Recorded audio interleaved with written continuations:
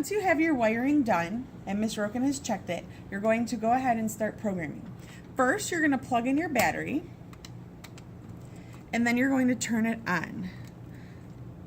You can use a screwdriver if you don't have nails. Next, you're going to take your orange USB cord, plug it into the top of the Cortex, and then take the other end and plug it into the computer.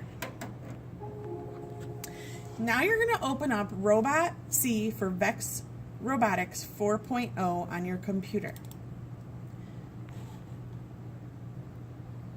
Once it's loading, you're going to go to Robot, Platform Type, and then you're going to make sure that VEX 2.0 Cortex is checked off and that Natural Language PLTW is checked off.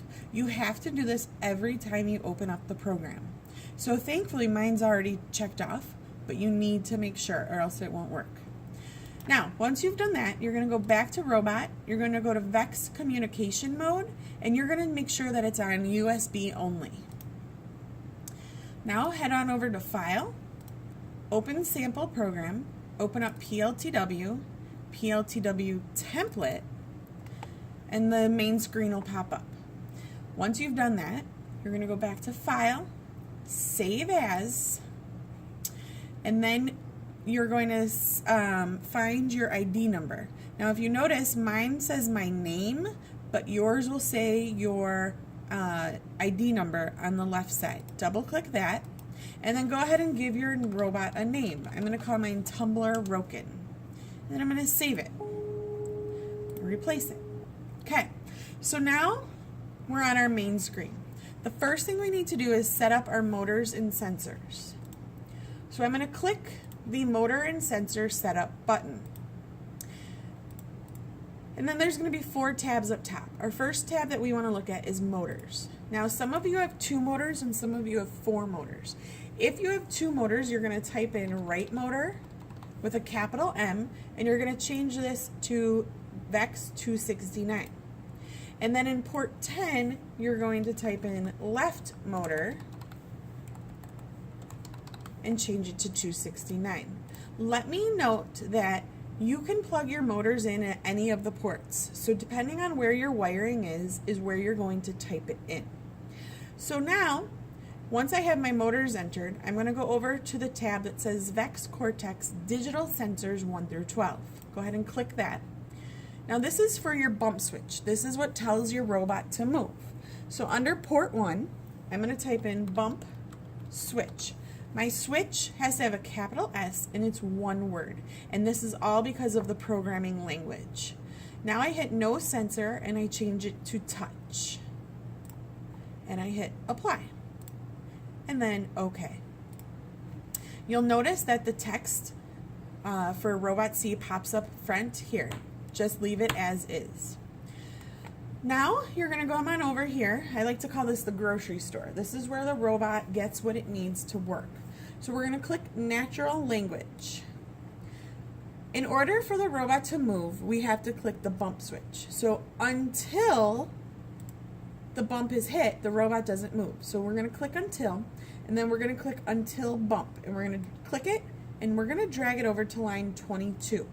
Your lines may be different, but it has to go in between the 2 parentheses. Do not delete anything on this page. So now I've added my until bump. I'm going to change the sensor port by double clicking it and typing in bump switch, the same way I did when I went to motor and sensor setup. Then I'm going to change the delay time to 0. So now when I hit the bump switch, the motor starts. But I have to tell the robot to move. So I'm going to go over to movement, and then I'm going to go to start motor. Now on this robot I only have 2 motors, so I'm going to drag it over 2 times. If you had 4 motors, you're going to drag it over 4 times. Next I'm going to click where it says motor port, and then I'm going to change the name to what I named it under the motor and sensor setup. So right motor. And then I'm going to change the speed to 127. That is the max the speed can go. You can make it go slower if you want, but you cannot go faster.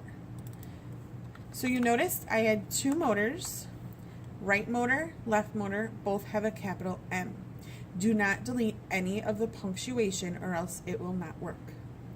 Now I want my motor to run for a certain amount of time, so I have to wait. So I'm going to go over to wait, and I want it to wait time, so I'm going to click it, drag it over, and I'm going to change the wait time to 5 seconds. 5 is a good starting point. Now after 5 seconds, I want the motors to stop.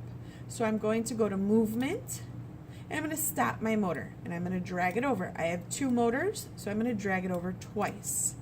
And then again, I'm going to change the names to right motor and left motor. Make sure that M is capitalized. So now once this is done, I'm going to hit fix formatting. This checks for any grammatical errors. Fix, all good. Once that's good, I'm going to click compile program. This is making sure that all of the text is correct so that the robot understands. So I hit compile. Thankfully, I did it right, and I know I did it right because there's no red X's. If you have a red X, more than likely you deleted punctuation or you did not type in the correct name. If you're unsure, call over another group or ask Miss Roken. So now I think I'm good. So I'm going to click download to robot. It's going to do a download box, and then your program debug pops up. When it hits, you hit start, and then you look at your robot and you say, okay, robot, please work.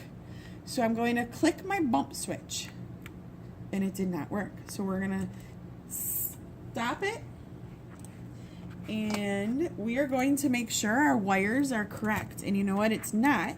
This wire was supposed to be in port 1, but it was actually in port 3. So check your wires before you freak out. So I'm going to plug this back into port 1. And remember, the black wire always faces out. Of course I'm struggling because there's a video camera. Okay, there we go. So now I'm going to go back to download robot. I'm going to let it run. And I'm going to hit start. And now I'm going to click my bump switch. We're going to stop here. If this happens and the robot is not running, call Miss Roken over.